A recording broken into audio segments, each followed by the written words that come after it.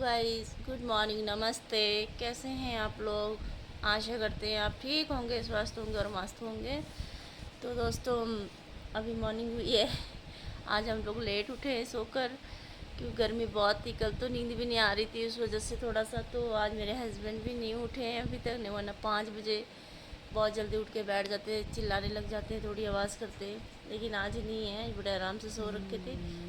ये देखिए, आवाज़ सुन पा रहे होंगे तो ये देख लीजिए, आवाज़ सुन पा रहे हो तो चलो गुड मॉर्निंग बोल दो, गुड मॉर्निंग बोल दो। अरे बाप रे, गुस्सा गुस्सा नहीं करो, गुस्सा नहीं करो, गुस्सा नहीं। नींद खराब कर दिया हमने, है नींद खराब कर दिया बाबू का। बाबू का नींद नहीं खराब होगी। देखो, सब लोग उठ के बैठ गए, एक आप नहीं उठ रहे हो, है ना। एक तो थोड़ा सा समय मिलता है, सारा दिन तो बिजी बिजी बिजी निकल जाता है। छुपे छुपे सबसे बात कर लो। आइज खोल दो, दोनों आइज, आइज खोल दो। चलो सबको गुड मॉर्निंग बोल दो। Good morning, Radhe Krishna, Krishna Krishna, Radhe Radhe. बोलो, बोल दो। चलो सो जाओ, अच्छा आराम कर लो, आराम कर लो आप, ठीक है। आज सोते हुए जल्दी जल्दी उठा दिया, ठंडा था तो इसलिए आज जल्दी से ये उठ नहीं रहे, सो रहे हैं। और दोस्तों, चाय पी लीजिए, चाय पी लीजिए। हमारी शुरुआत तो यहीं से होती है। चाय नहीं मिलती तो सिर में दर्द होने लग जाता है। चाहे सर्दी हो चाहे गर्मी हो, चाय तो पीते ही पीते हैं। हमारे लिए कोई मतलब वो नहीं है कि बस सुबह हो गई तो मतलब काम शुरू कर दे।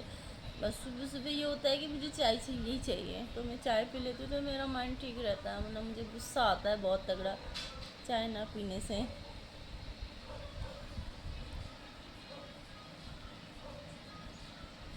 अब पहले की तरह फिर सुबह हो गई, अब सब वैसी। आज थोड़ा सुस्ती सी हो रही है, तो मन नहीं कर रहा है। आज बहुत काम है घर में, बहुत सारा काम है। बस अभी नहीं के लिए मुझे लगना है, सबसे पहले इनका काम करना है मेरे को। इनको मतलब कपड़े चेंज करना, बेड शीट चेंज करनी है, मतलब सब कुछ काम है जो भी होता है पहले की तरह ही, जो भी रूटीन है मेरा, मैं वो कार्य करती हूँ पहले, सबसे पहले उठते। तो दोस्तों, बस आप लोगों का प्यार है और दुआ है और आशीर्वाद है जो आज ये हमारे पास है, हमारे साथ है। बस मैं 17 तारीख को मेरा फास्ट है, मैं 18 तारीख को इनको हॉस्पिटल लेकर जाऊंगी गाइस। एडमिट कराना है, बहुत जल्दी से जल्दी इनका ऑपरेशन हो जाए और ये पहले जैसे फिर धीरे धीरे रिएक्शन करने लग जाएं, क्योंकि अभी डॉक्टर भी कुछ नहीं कह रहे हैं। और मतलब बहुत कुछ अभी मैंने इतनी मेहनत करी है, उसके बाद ये नतीजा आया है मेरे सामने। और अभी मुझे और मेहनत करनी है, थोड़ा समय लगा के मेहनत देना है इनको बहुत ज़्यादा, क्योंकि ये जो चीज़ होती है ना, बहुत मुश्किल होता है, बहुत ज़्यादा मुश्किल होता है गाइस, बहुत ही ज़्यादा। क्योंकि अभी नहीं, एक तो पता नहीं है कुछ भी, मतलब इनके अपने विषय में ही नहीं मालूम है, हमारी तो बात ही बहुत दूर है। तो मतलब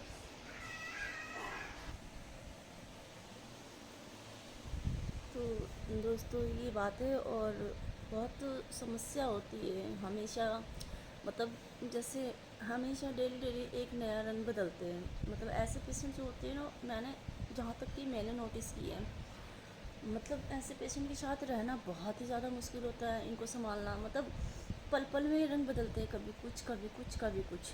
मतलब कभी तो ठीक हो जाएंगे, बहुत अच्छे से रिएक्शन होता है इनका, कभी तो ऐसा हो जाता है कि दिल ही टूट जाता है, और कभी कभी तो बहुत ही ज़्यादा दुखी हो जाते हैं अंदर से।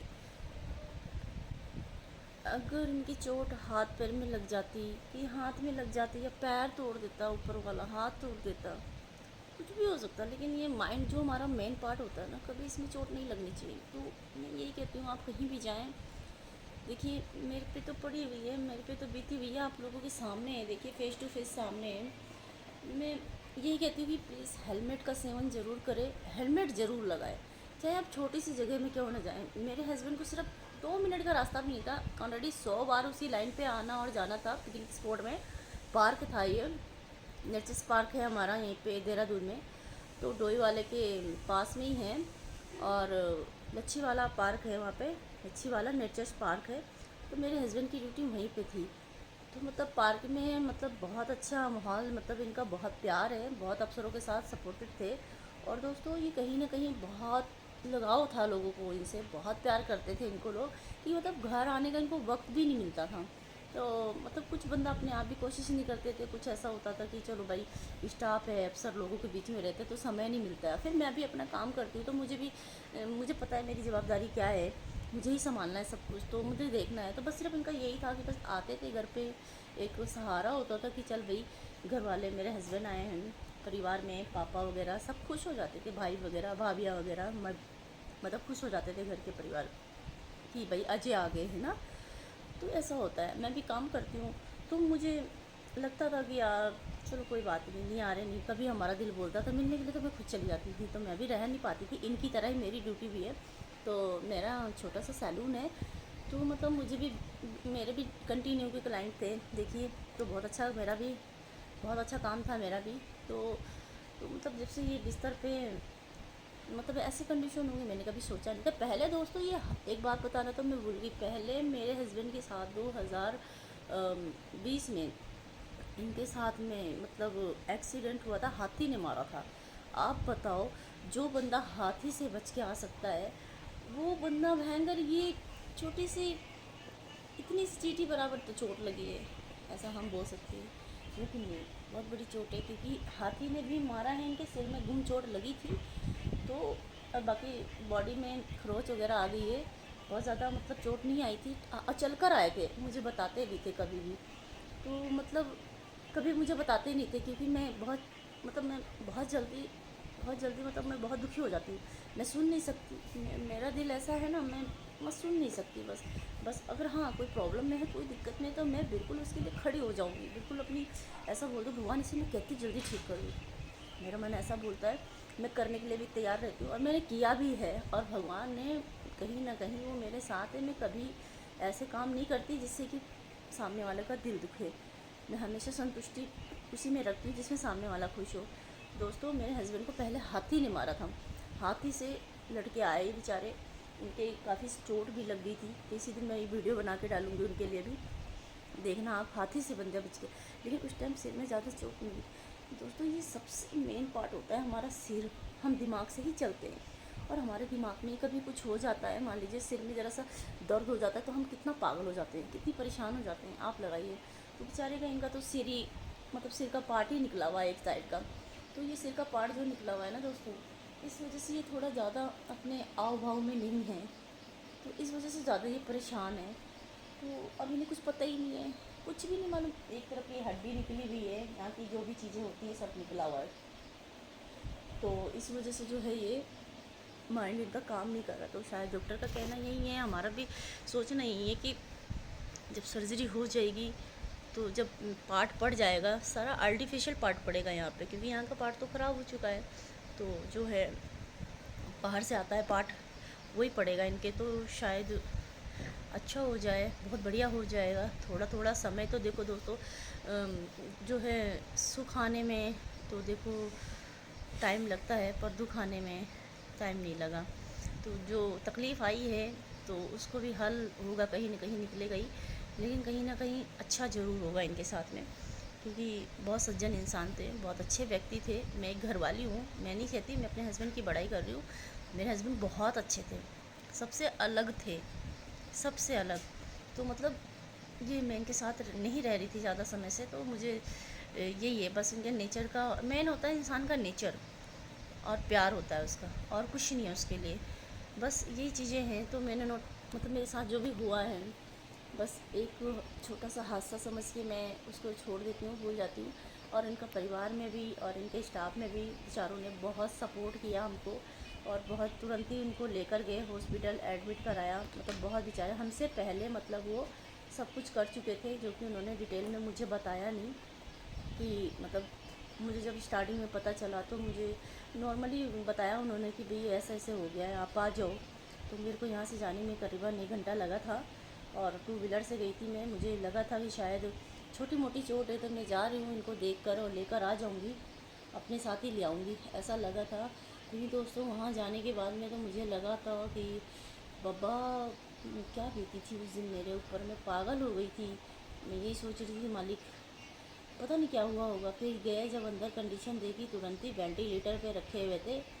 बताइए 15 दिन ये वेंटिलेटर पे रहकर आए हैं, और वेंटिलेटर पे मतलब आप पहुंच गए हैं। मैं तो उसका दिल से शुक्रिया अदा करती हूँ, उस मशीन को बनाने वाले को दिल से कोटि कोटि प्रणाम धन्यवाद कहती हूँ। क्योंकि मेरे हस्बैंड मतलब वहाँ जाकर वापस आ रहे हैं, ये मेरे लिए सबसे बड़ी बात है। और तो दोस्तों उस मशीन पे जाना आसान नहीं है, और वहाँ से लौट कर आना भी आसान नहीं है। बेचारे मेरे हस्बैंड 15 दिन वेंटिलेटर पे थे। जब भी जाते थे ना दिल दुखी होता था, देखती थी कंडीशन। मतलब वहाँ पे मैं अकेली, हिम्मत तो नहीं पड़ती थी मेरे अंदर जाने की आईसीयू में, लेकिन मैं जाती ज़रूर थी। मैं एक बार दिन भर में कभी किसी बहाने, मिलने तो देते नहीं है वहाँ पे, कभी किसी बहाने कभी किसी बहाने, झूठा मूठा पर्चा लेके हम ही भाग जाते थे। हम अंदर जाने की उम्मीद लगा के रखती, मैं देख के आऊँ। जब भी जाती थी मैं जरा सा बॉडी में कहीं भी टच करके आती थी मैं। बस बहुत अपने दिल को बहुत बोलती थी मालिक क्या हो गया मेरे साथ ना। तो 15 दिन ये वेंटिलेटर पे रख कर आए। 15 दिन ये लगा लीजिए नवंबर में जो ही खाया पिया था इन्होंने खाया था, और उसके बाद इन्होंने कुछ खाया नहीं है। उन नवंबर में ही मेरी ये लगा लीजिए 8:30 से लेकर 9 बजे तक जो भी मेरी इनकी पर्सनली बात हुई है, सबके परिवार के बीच में बात हुई है, वही मेरी इनकी बात है। आज मैंने आवाज़ भी नहीं सुनी है, ना इनको नाम लेते हैं ना इनको कुछ कहते हुए मैंने अभी तक नहीं सुना है। तो मुझे उस चीज़ का इंतज़ार है भगवान कि जब जिस दिन ये बोलेंगे, जिस दिन ये कुछ कहेंगे ना, उस दिन मुझ पर क्या मतलब मेरी खुशी का तो ठिकाना ही नहीं होगा गाइस। ये हैं तो बहुत कुछ है मेरे को, तो बस भगवान से मेरी ये कृपा। मैं ना आज तक ईश्वर से मैंने कुछ भी नहीं मांगा है, भगवान का दिया हुआ ऑलरेडी बहुत कुछ है मेरे पास। बस एक जीवन साथी होता है जो, इनके अलावा मेरे पास तो देखो कुछ भी नहीं है। मेरे लिए तो सब कुछ यही है ना। अब इनको नौकरी भी छोड़ रखा था, माँ बाप की सेवा करती थी इनके। मम्मी पापा थे, 2 साल हो गए मम्मी को गुजरे हुए। मेरे पिताजी हैं बहुत अच्छे हैं मेरे पापा जी, मेरे पापा रहते हैं, और मैं हस्बैंड है मतलब परिवार में। लेकिन मेन वाइफ के लिए तो मेरे हस्बैंड ही हैं सब कुछ। तो बस भगवान से रिक्वेस्ट है, दुआ है बस गाइस ऐसी। मेरे पति के लिए दुआ कीजिए। मैं किसी चीज़ के लिए नहीं मांगती दुआ, बट मैं इनके लिए दुआ मांगती, ज़िंदगी के लिए दुआ मांगते हैं। बस इनको ठीक कर दे प्रभु, इनको रक्षा करे।